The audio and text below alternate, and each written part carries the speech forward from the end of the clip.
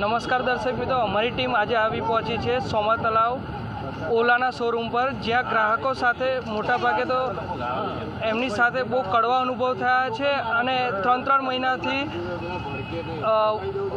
સર્વિસમાં મૂકી છે, તે છતાંય શોરૂમવાળા યોગ્ય જવાબ નથી આપવામાં આવતો. આપણી સાથે ગ્રાહક છે, એમની સાથે સીધી જ વાત કરીશું.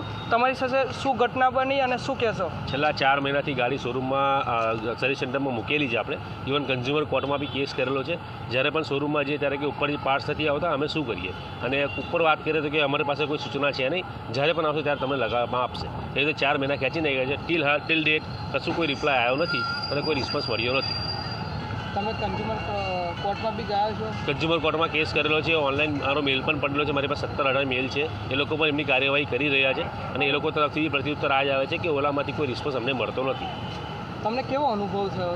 ગાડી લીધા પછી 6 મહિના સારી ચાલી. એ લોકો જે દાવો કરે છે જે માઇલેજને એનો, એ એટલી માઇલેજ નથી આપતી, છતાં પણ ગાડી આપણે લીધી હતી. અને લીધા પછી જ્યારે સર્વિસ સેન્ટરમાં મૂકીને પછી જે ખરાબ અનુભવ થયો છે, એવો અનુભવ કોઈને ના થાય એવું હું ઈચ્છું. બીજા ગ્રાહક છે, એમની સાથે વાત કરીશું. એ ગ્રાહકનું તો એવું બન્યું છે કે એમને બુકિંગ કરાય છતાંય એમના ઘરે આરસી બુક પણ આવી ગઈ છે, તે છતાંય એમને ડિલિવરી નથી મળી. કયા કારણોસર ડિલિવરી નથી મળી, શું કારણ છે, એમને જ પૂછીશું. શું ઘટના બની છે તમારી? મારે 24 તારીખની ગાડી બુકિંગ છે. ગાડીની લોન ચાલુ થઈ ગઈ છે, એટલે લોન કરાઈ છે, પણ હજી મને 8 થી 10 દિવસનો વાયદો કરેલો, મને હજી સુધી ગાડી મળી નથી.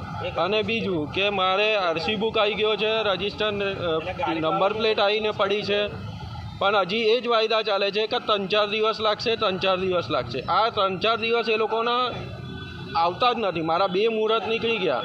દશેરાનું મુહૂર્ત પણ નીકળી ગયું, આજે પૂનમનું મુહૂર્ત પણ એ પણ નીકળી ગયું. તો મારે ગાડી ક્યારે મળશે? હું કંપનીમાં ડાયરેક્ટ ફોન કરીને સેલ્સમાં પૂછપરછ કરી, પણ મને જોઈએ એવો જવાબ મળતો નથી. ત્યાં એ લોકો એવું જ કહે છે કે ટ્રાન્સપોર્ટેશનમાં છે, આવતા વાર લાગશે. આ હતા આપણે સાથે ગ્રાહક. તેમની સાથે મોટાભાગની માની શકાય ચીટિંગ જ થઈ છે, કેમ કે આરસી બુક આવી જવા છતાંય આરટીઓ કેવી રીતના આરસી બુક ઘરે મોકલી, હજુ સુધી એમના ઘરે ડિલિવરી બાઇક એમનું વિકલ્પ થયું નથી. ઘરે ડિલિવરી આરટીઓ ચેચિસ નંબર કેવી રીતના લખી શકે, એ બી એક તપાસનો વિષય. મારા કેમેરામેનને કહીશ કે દ્રશ્યો બતાવશે. સોમા તલાવના દ્રશ્યો છે. આ ઓલા કંપની આવેલી છે અને અહીંયા ગ્રાહક આવતા પહેલાં વિચાર કરે કે પહેલાં તમને તો આપી દેશે વાહન, પછી જે કડવો અનુભવ થયો છે એ ગ્રાહકોને જ પૂછીશું.